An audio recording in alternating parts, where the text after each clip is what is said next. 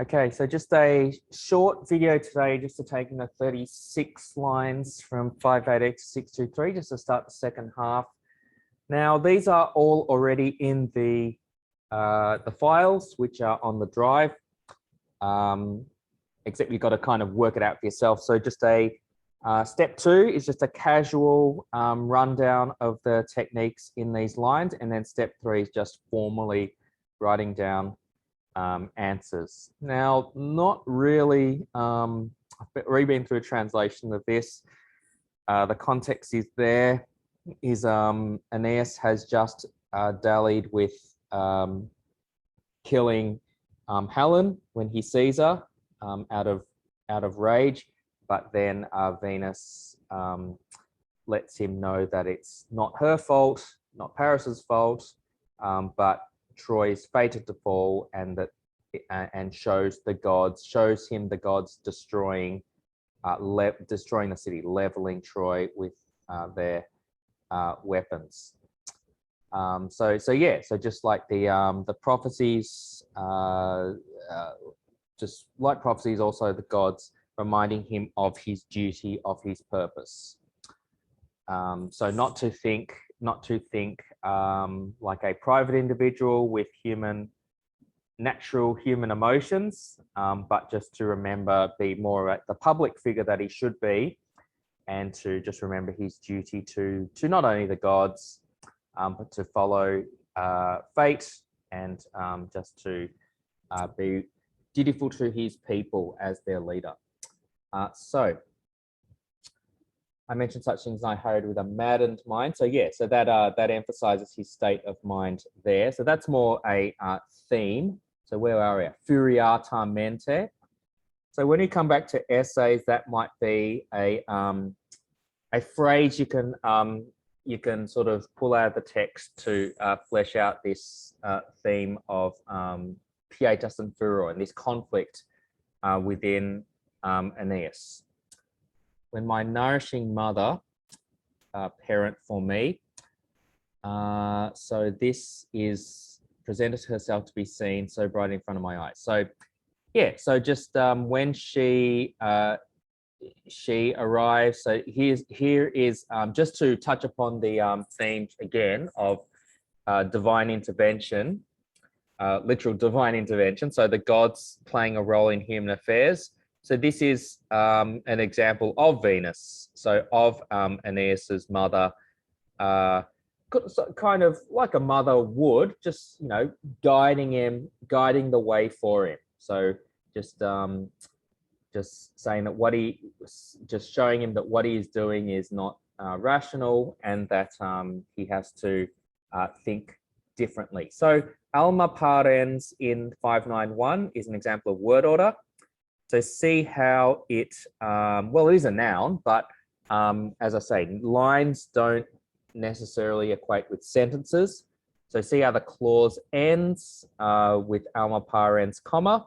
And so clearly that order is there just to emphasize the amazingness, so the brightness, the appearance of Venus, the significance of Venus, just as a goddess, as Aeneas's mother in the text. So you can imagine if it's just there was some apparition that appeared to you, like you can imagine, say for example, I don't know, Harry Potter when he sees the apparition of his parents, and just what an amazing sight that is. So the word order emphasizes the sight that which would be so amazing to the person seeing it. Obviously, we'll put that down in more formal terms in the Google Doc. So there might be other stuff I find, but in the 2 blue books I've been consulting, there wasn't a lot. As you can see, not a lot of red writing here. So just scroll down. Oh yeah, so just this is not, so 594, 595. Again, this is just a techniques lecture, but we might as well touch upon themes as well, just very quickly. So more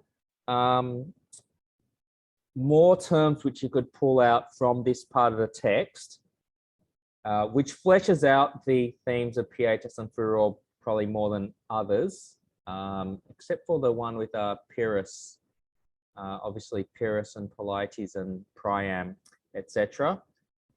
Wild anger. So just you are encouraged not to be writing practice essays, but just to have a bag of phrases you can pull out for any essay. So one which would involve pietas and furor, you have some phrases here, because no two essays are the same unless they are phrased exactly the same.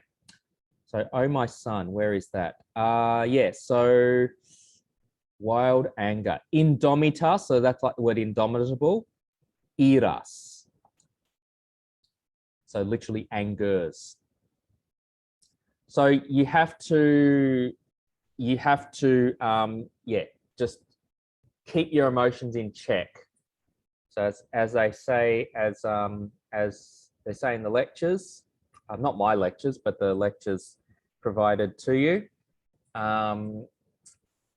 Yeah, so there's this, there's a conflict between the private figure with, like just emotions, who has no responsibility to other people, who acts irrationally, who displays furor, and a public figure who has a duty to others, who has to be much more level-headed. Why are you mad? You mad, bro? So quid furis. So yeah. So even that question is what's the reason for this madness? This irrational madness. Like if you say, why are you mad? Like it's kind of like asking, you have no reason to be mad, or you shouldn't have any reason to be mad. So quid furis is what Venus is asking her son Aeneas here. Tricolon, this next line here. So yeah, will you not look at where you previously left your father, Anchises tired with age, and may your wife Perseus survive, and your son Ascanius? So tricolon of these three people. I hope you should know who these three people are. So Anchises, Creusa, by the way, that is not a diphthong, just to keep reminding you, even though this is a techniques lecture, and Ascanius. So his father, his wife, and his son. So yeah, so just this, still Venus is speaking, and just with these three words in a row, even though they are different parts, so maybe tricolon question mark, but it is just still three people related to Quintus in a row. Or it says, you could say parentem, so see how it says parent, father, conjunx, wife, puer, boy, or son. So this draws attention to what Venus is saying that Aeneas should be focusing more on. So to his people and to his family. So to be a public figure rather than a private figure with just emotions unable to be checked, which he himself is unable to keep in check. Okay, so on all sides, Greeks wander around. All lines troops with my concern with the flame pillar sweeping away and the enemy sword. Yeah, and here, so 600, the flames will have already swept them away, and the enemy sword will have emptied them of their blood.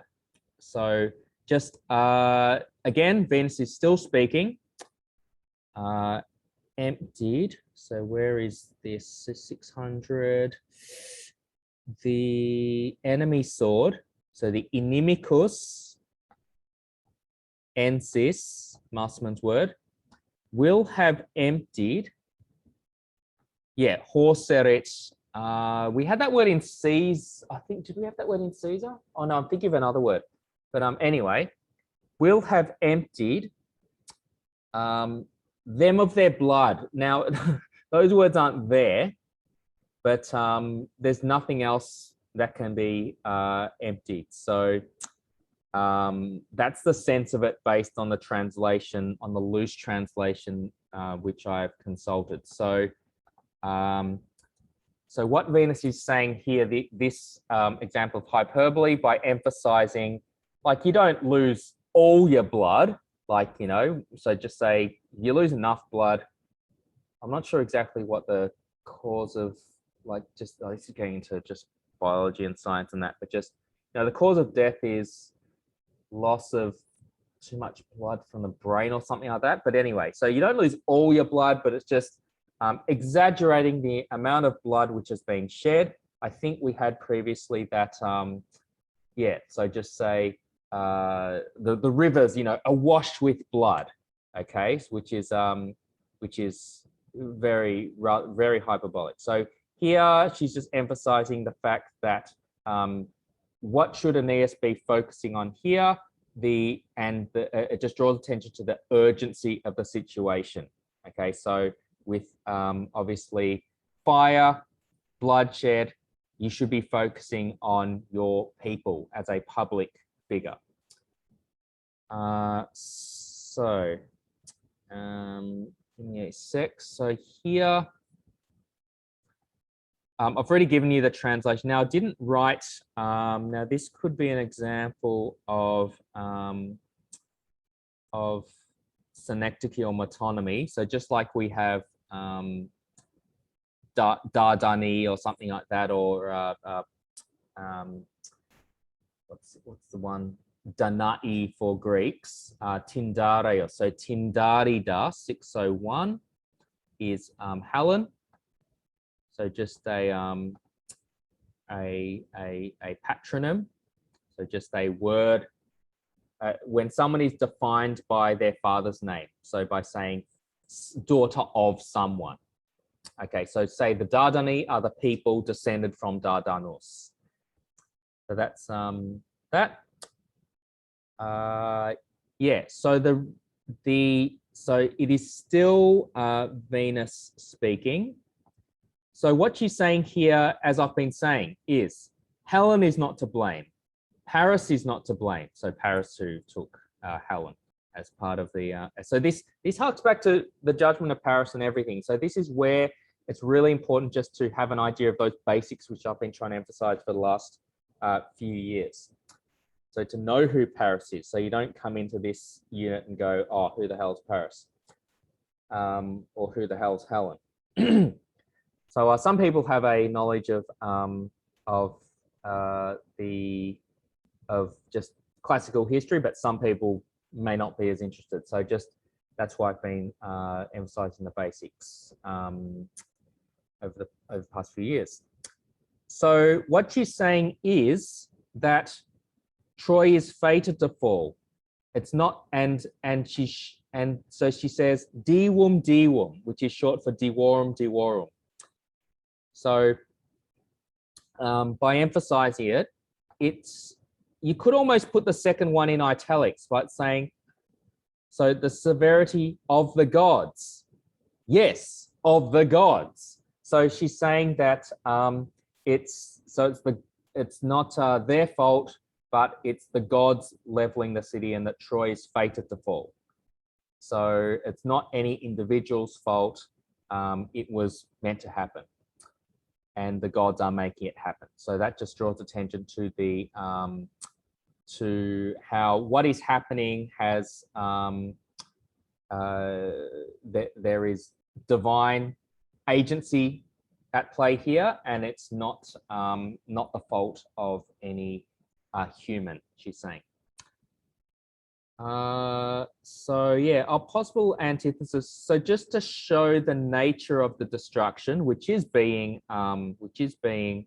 acted on, which is being done by the gods. So 603 or 4. Yeah. So from its height, Akulmine. So overthrows and throws Troy. So the severity of the gods. Throws Troy from its height to the ground. Akulmine, like we get the word culmination from there, to the ground. Now that must be, Just stern it, just, no, hang on. So to the ground, where on earth is that? I'm just trying to find it.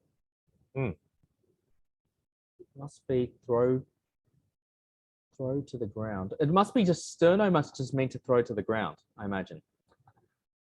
So yeah, so just showing that a city which has been, built up with, high walls, high buildings, it's being leveled, like literally leveled, so being brought to the ground. So just that, you could say the possible antithesis, so just comparing the height of what it was to the ground of what it is or will be due to the flames and all the destruction. Just drawing attention to the extent of the destruction brought upon by not only the Greeks, but also by the Goths, as Troy's faded to fall, as I keep saying. As I said, quite light on in terms of techniques here. Is there any more? Right, so nearly done. So yeah, then she, just to go, she mentions a few individual gods, and this is mentioned in the lectures as well. So Neptune famously with his trident, so three-pronged fork or three-pronged weapon, which is on the flag of Barbados, by the way, if anyone knows. That's a good example of a trident. Right, so just individual gods and just showing the destruction that they are causing. So in terms of destroying Troy and bring it to the ground. So 610, give me, I'll come down here. Eruit, yeah. So just this draws attention to the destruction of one particular god upon Troy. So Neptune shaking the walls and foundation ruined by his great trident is uprooting. So that's Eruit, the whole city from its foundations. So yeah, just to draw more attention to it, or just to emphasize how they're not just knocking it down a little bit, they're totally knocking it down. And then just to point out just draw attention to another specific deity. We have, where are we? Here, is there another here somewhere? Sorry, did I miss that? Oh, there we go, sorry. So 60, yeah, so just, you can imagine Venus showing Aeneas. So look what's happening here, as in it's divine agency at work, destroying the city. So in 6 there, so Hic, and then a few lines after 611, Hic. So she's showing this god's doing this here, this god's doing that there, and they're all collectively leveling the city. So here, so that's an Afra, the very savage Juno. So usually it's Aspera Juno. Here they use a different word for savage, very savage, Saevissima. So epithet question mark. It's not a usual Latin one. But yeah, so just her, Juno detests Troy. And so, yeah, so here she's bringing it to the ground. So this is all just harks back to Judgment of Paris again. Okay, so another patronymic epithet, so Tritonian Pallas. Could say also that is patronyms can be metonymy, I think. Yeah, so 615, Tritonia, so daughter of Triton. So that just relates to Pallas, Athena there. Metonymy for 616. So so she has her shield. It doesn't say the word shield, it just says Gorgon. So the image of Gorgon on her shield. So just the image on the shield representing the shield itself, which is very fierce and frightening, of course. So that just draws attention to the severity of the gods' actions here, and just the frightening nature of what they are doing, which is, as I keep saying, destroying the city. Father of the gods himself. I could say that's an epithet. I don't think I've written that down. So hopefully you know that that is Jupiter. Metonymy. Himself supplies courage. Wait a moment. Oh, I see. Yeah. So just this will draw attention to just divine agency again and the divine intervention.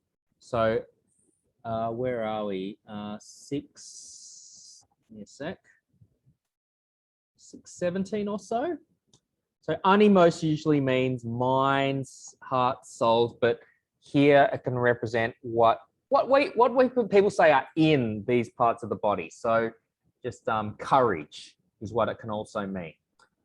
So this just if Jupiter provides courage and strength to the Greeks, this just draws attention to the role of the gods in human affairs. And how they, so if Troy is fated to fall, obviously those who are destroying the city, the humans who are destroying the city, are going to be aided by the gods and given strength from the gods. And he himself stirs the gods against Trojan arms. So we have, yeah, ipse, ipse. So he himself, Jupiter himself.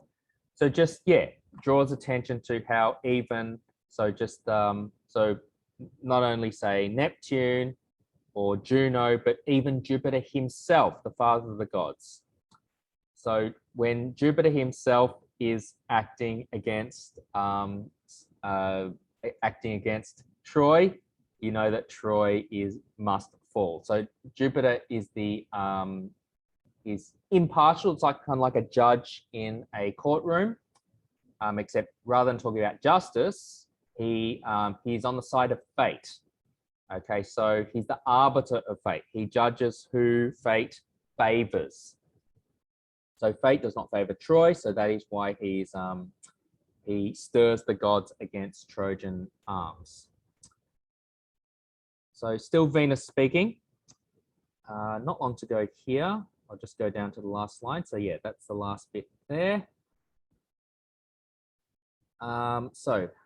So what she is saying is, yeah, Troy. What quite a few people have been saying to Aeneas. So Hector, Creusa will as well. And here Venus says you can't save the city. It's fated to fall. The gods are destroying the city. It's not Helen's fault. It's not Paris's fault. It's no human's fault. It's fate. So you just have to focus on getting away. But what she says as a reassurance in 619, or is it 618? Hang on, I just got to look and find where this is. Should be 619. So hasten your, oh no, 620, sorry. So ab ero nusquam. So literally, I will be absent nowhere. So literally, I will be there. Okay, loosely, I will be there everywhere for you. So just, so as a public figure, you have to lead your people, but I will I will protect you. So just to reassurance in even though he's losing his city, but just as you go about what you have to do, like I'll be there for you. So that's what God's doing in human affairs. Well, he's fated to found a new Troy, and Venus will intervene where fit, and protect him. So just the fact that that's understated just draws attention to her devotion, like any parent would. Yeah. So just it's kind of understood, but just the fact that it's understated there, like saying, I will be absent nowhere. Like I'll always be there for you is what she's saying. I'll place you safe by your father's house. I'm not sure about the significance of this one, but that's just a stock standard. Where are we? Stock standard synecdoche. So house, limine, so threshold. So the door representing the door frame, representing the whole house. So just, I guess this will just draw attention to just the protection. She says that she will provide, the divine protection she will provide for him. She had spoken, so she stops her quote there. As I said, the protection she'll provide as Aeneas sets about fleeing from his destroyed city, which he has to let go, and she's telling him, yeah, you can't look back, you have to look forward. So you have a duty to your people, to the gods, to fate, etc. Now, she had spoken, she hid herself in the night's thick shadows. Yeah, oh, this one, yeah. Now, I think I just wrote this one down myself. So it says is noctis and is again. So species umbris, they agree, but noctis is a short I. So that's why I wrote assonance question marks 2, 2, 3. So, yeah, so this could possibly, it's just two agreeing words, but could possibly draw attention to just the end of what she's saying, and the fact that so what she's saying has been significant, and that she disappears into the ether. Ominous shapes appear, and also hostile to Troy, the great powers of the gods. So so this is what appears. So and also just to draw attention to how she has drawn attention, draws attention to how she has drawn attention to the fact that it's the gods who are the great power of the gods, who have been shown to Aeneas to be leveling the city, where he previously had blamed humans for this, but now he sees that it is destined to fall. So the great power of the gods, so in that line there, so the numina mana, so that assonance draws attention to the great power of the gods and the fact that it's the gods who are responsible for the destruction of Troy. And if they are to, you could say, blame, that they are to blame, and not any humans such as Helen or Paris. Helen, as Aeneas was probably irrationally thinking of killing in the previous scene. Okay, so that will do for this lecture.